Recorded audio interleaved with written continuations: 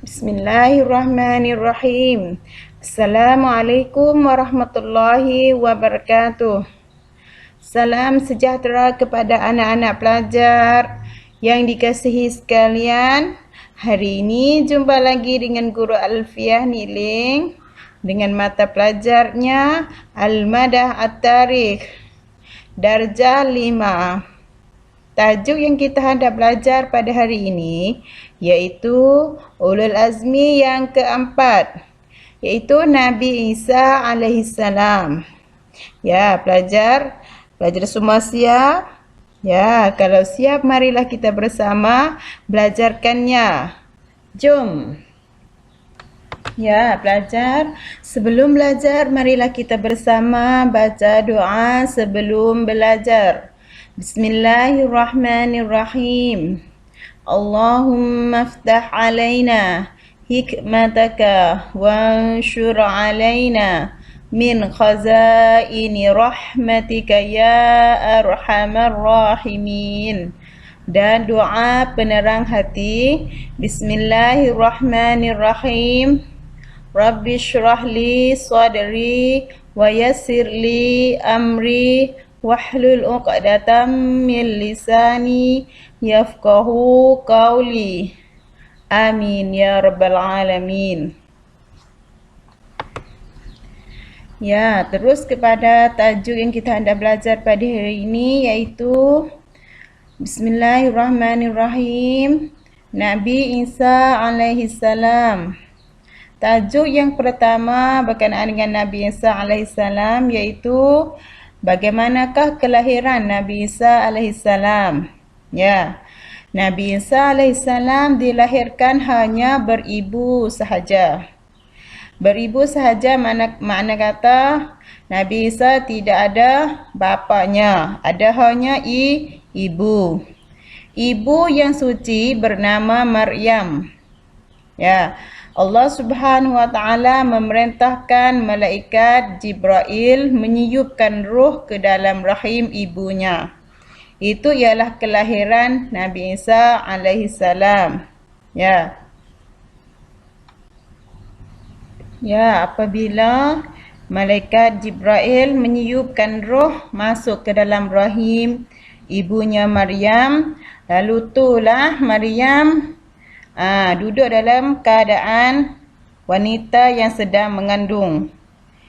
Apabila Maryam duduk di dalam keadaan itu, lalu itulah Maryam diancam dan dituduh sebagai wanita yang jahat oleh Bani Israel. Lalu itulah Allah Subhanahu wa taala memberi mukjizat kepada bayi. Bayi ni baby lagi. Bayi Isa alaihissalam dapat bercakap. Dapat bercakap dan menerangkan tentang hakikat beliau dan ibunya.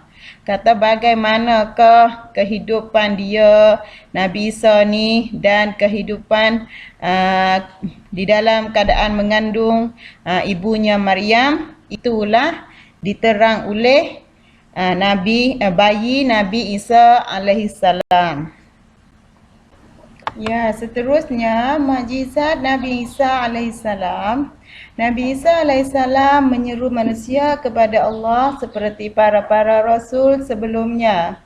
Allah telah mengerniakan beberapa mukjizat kepadanya seperti 1. Beliau dapat menghidup orang yang mati. Yang kedua, beliau dapat mengubati orang buta dan menyembuhkan penyakit kulit dengan izinan Allah Subhanahu wa taala.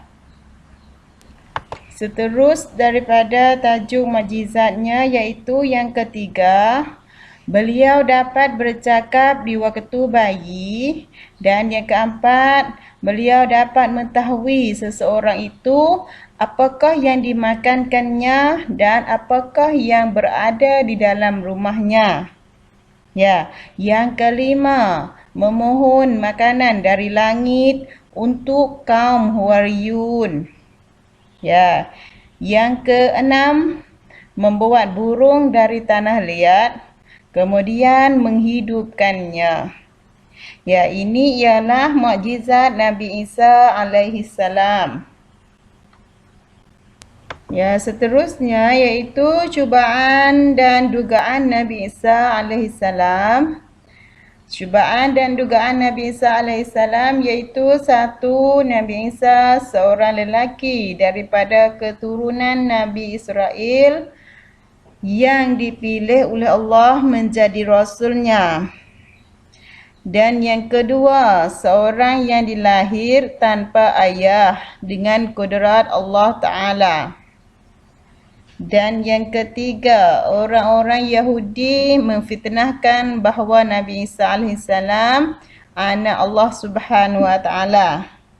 Tetapi hal ini dinafikan oleh Allah bahawa Allah tidak ada anak, tidak ada ibu bapaknya. Seterusnya, cubaan dan dugaan Nabi Isa AS yang keempat, iaitu Nabi Isa AS disyabar dengan penat oleh kumpulan Yahudi dengan memfitnahkan bahawasa baginda membawa ajaran yang menentang kerajaan Rom. Ya, lalu tu yang kelima, orang-orang Yahudi marah kepada Nabi Isa. Mereka mengadakan usaha jahat terhadap Nabi Isa, iaitu membunuhkan Nabi Isa. Baginda ditangkap, tetapi Al-Quran menyatakan bahawa Allah mengangkat baginda ke langit. Sebenarnya yang ditangkap ialah muridnya yang derhaka, yang diserupai dengan Nabi Isa alaihissalam. Dia diselip hingga mati. Itu ialah hakikat yang sebenar berkenaan dengan Nabi Isa alaihissalam. Dan yang keenam, baginda menerima kitab Allah iaitu kitab Injil. Ya, seterusnya yang ketujuh, iaitu Nabi Isa alaihissalam seorang Nabi yang dibangkit untuk menyempurnakan ajaran Nabi Musa alaihissalam yang terdahulu daripadanya. Dan yang ke-8, beliau masih hidup. Ya, sekarang ini Nabi Isa masih hidup dan akan menjalma ke dunia, akan diturun ke dunia ini sebelum datang hari kiamat. Ya, ini ialah cubaan dan dugaan Nabi Isa alaihissalam. Ya, pelajar. Dan akhir ini guru ada satu video bagi pelajar-pelajar semua dapat menontonkan supaya dapat menambahkan kefahaman berkenaan dengan kisah Nabi Isa alaihissalam. Ya, marilah kita bersama menontonkan video berkenaan dengan kisah Nabi Isa alaihissalam. Jom.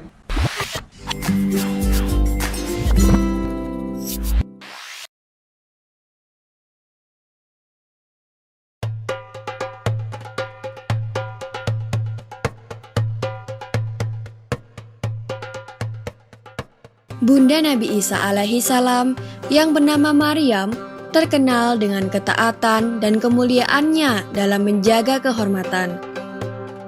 Maryam sangat taat dalam beribadah kepada Allah dan menjaga kesucian dirinya di mihrab. Mihrab merupakan sebuah tempat yang tertutup dan di sanalah beliau fokus beribadah kepada Allah. Tiba-tiba suatu hari ia dikunjungi oleh malaikat Jibril. Malaikat Jibril datang untuk memberitahu Maryam bahwa Allah akan memberi Maryam seorang anak laki-laki. Maryam merasa heran, sebab bagaimana mungkin ia bisa mengandung anak, sedangkan ia tidak pernah disentuh oleh laki-laki manapun. Ia merupakan wanita yang begitu menjaga kehormatan dirinya.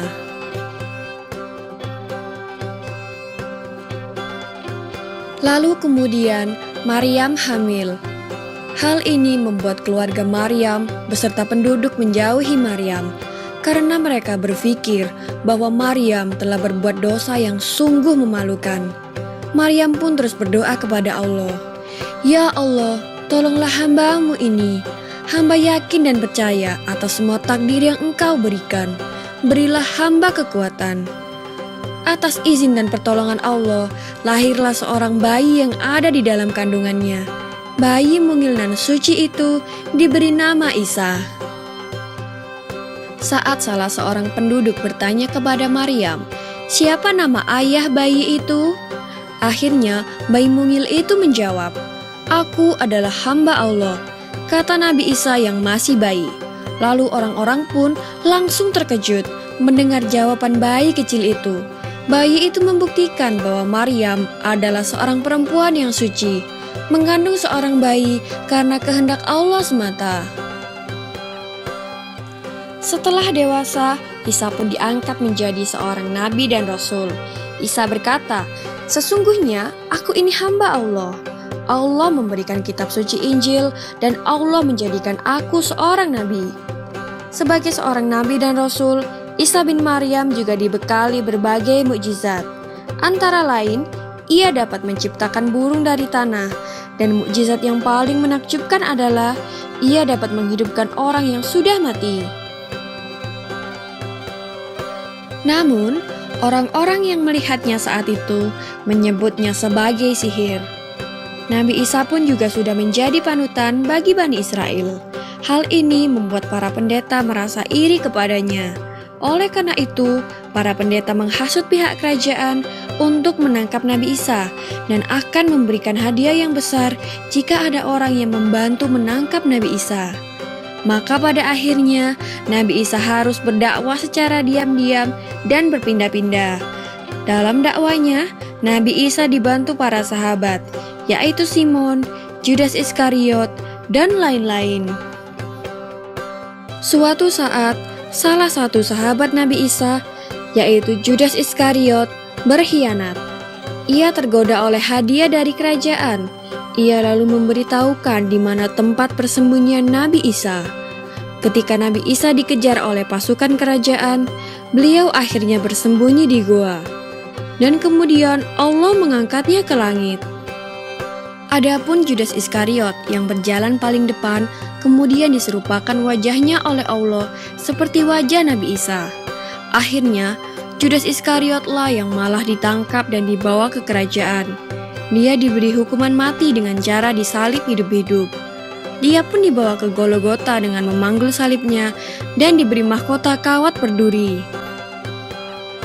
Begitulah akhir dari kisah Nabi Isa alaihissalam yang sejak dari bayi sudah diberikan kepandaian sehingga sudah mampu berbicara dan berbagai mukjizat yang sangat mengagumkan. Maha suci Allah atas segala kehendak dan kuasanya. Semoga kisah ini bisa bermanfaat bagi kita semua. Amin ya robbal alamin.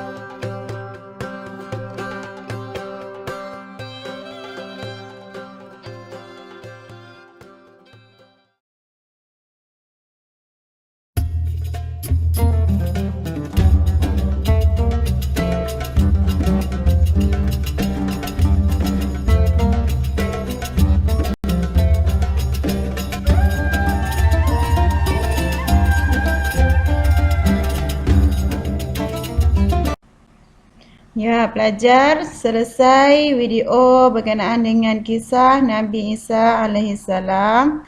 Guru harap video ini dapat menambahkan kefahaman pelajar semua. Ya, insyaAllah. Ya, bagi hari ini, akhir dengan kata wabillahi taufiq wal hidayah. Wassalamualaikum warahmatullahi wabarakatuh. Sekian, terima kasih.